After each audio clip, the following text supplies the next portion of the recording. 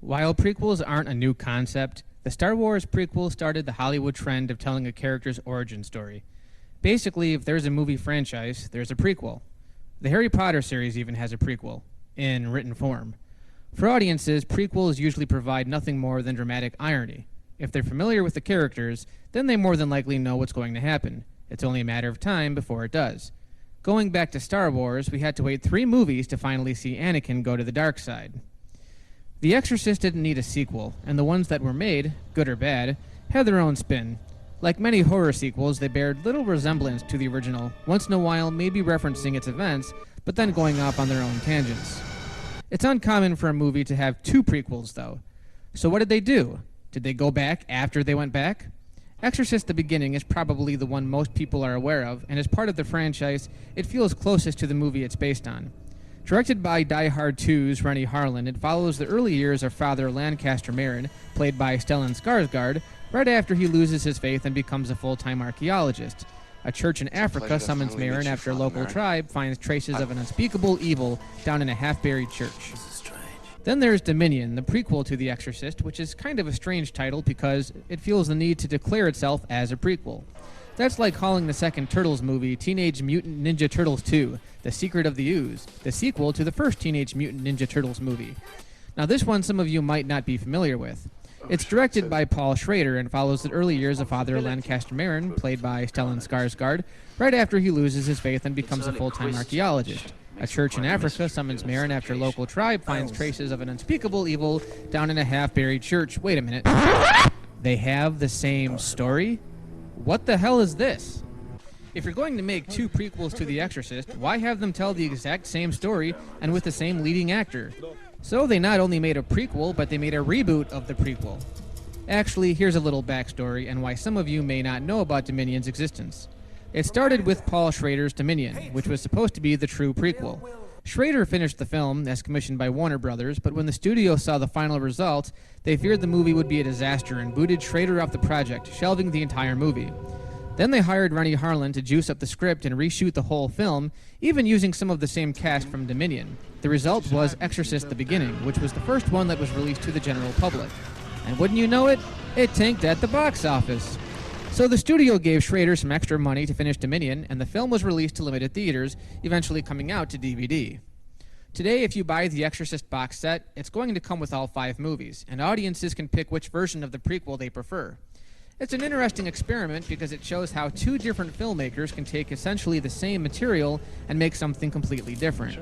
So the reason I'm doing 2 movies in one review is just because they really are the same movie with some differences here and there. With that being said, let's jump into Exorcist, The Beginning. So Marin teams up with Dr. Sarah Nova, who shares a brutal past with the Nazis, similar to Marin. We find out. There's a crazy suicidal ex-archaeologist who Marin tracks down to find some answers about the rooted evil in the church, the British Army who comes to safeguard the site, and the Chicano tribe who believe that the white man is responsible for bringing them evil spirits. The movie is pretty much just one unexplained event after another. There are hyenas that attack a little boy while his brother watches. Several people convulse for no reason. Women are giving birth to stillborns. Sarah finds herself on her period after the Nazis mutilated her reproductive organs. A man is found crucified in the church. They even nod to the original films. Deep in the chambers of the buried church, Marin finds the life-size statue of Pazuzu from the first movie. Then there are all these references to flies and butterflies, which is kind of referencing the theme of flying from Exorcist 2. So after all this goes on, the British troops go to war against the Chicano tribe. The British feel that the Chicanos are dangerous to them, and the Chicanos blame the British for bringing the evil upon them. This has got to be one of the most pointless battles I have ever seen. So Marin finds out that it was Sarah who was possessed by the demon the whole time, and goes into the church to fight it out with Pazuzu. They made Sarah look a little like Linda Blair, and they even have her doing the spider walk up on the ceiling. But seriously, the whole battle between Marin and the demon is way over the top, and it ends pretty abruptly. The best scene of the whole movie is the end, where Marin puts on his hat and declares himself a priest once again, which is actually a nice segue into the original film. Goodbye, Mr. Sommelier. Au revoir, Mr. Marin. It's Father Marin.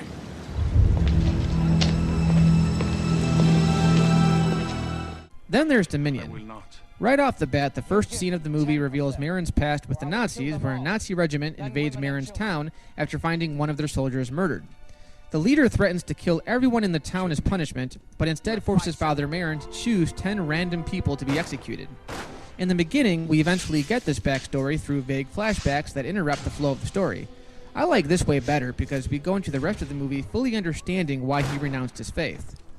The rest of the movie is nearly identical. You've got the stillborns, the convulsing, the badly animated hyenas, and the evil statues, although in this one the statues are different. It seems that Schrader wasn't trying as hard to connect this movie with the others. In the beginning, we're led to believe that it's Pazuzu, the same demon that possessed Reagan in the original movie. In this film, it could almost be a different entity entirely. Not that it matters. The differences in the story aren't that major. Instead of Dr. Sarah, we have Dr. Rachel Lesno, who has a similar past with the Nazis, but is more downplayed here. There's a little romance between her and Marin too, but it isn't as obvious as the one in the beginning. Some of the story events happen a little differently. For example, in the beginning, the man who is found crucified in the church is Jeffries, who is continually belligerent, so when we find him, we don't exactly feel that bad for him. In Dominion, it's one of the British soldiers, which makes more sense as to why the British wage war against the Chicanos. It also makes a parallel to Marin's past. The ending confrontation between Marin and the demon are the biggest differences. In Dominion, the demon bears no resemblance to Pazuzu at all. The exorcism is pretty much the same, although this demon is pretty reserved in comparison. What's the matter, Marin? Don't you want to fuck me anymore? He actually gives Marin a vision of an alternate past, in which, instead of choosing 10 people for the Nazis to kill, he tries to be the hero by killing the Nazi leader himself. The result is that the Nazis end up killing everyone in the town, including him. So by showing him this, the demon is actually kind of sympathetic. Although the ending in Dominion is nowhere near as good. He ends up simply saying his farewells to Rachel and then heads off into the desert. Now, while there are a few things that are more consistent with Dominion, I'm going to have to go against the grain on this one. I like the beginning better. The consensus among critics is that while neither film is really that good, Dominion was the better movie. I disagree. In fact, when I first saw Dominion, I thought it was a high runner with Exorcist 2. I hated it. It's basically a more boring version of Rennie Harlin's film. I felt the studios had every right to shelve it.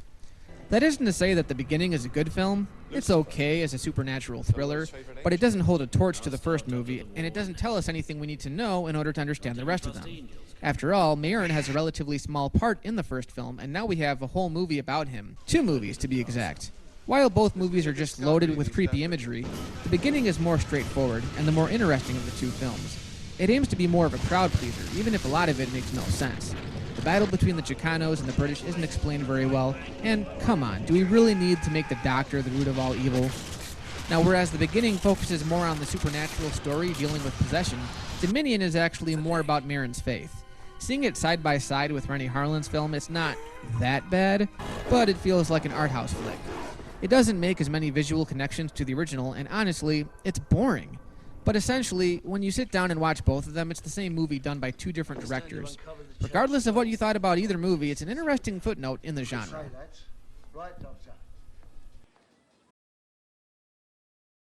I've been having this swelling in the evening. Thought you might have something I can put on it. How about a muzzle?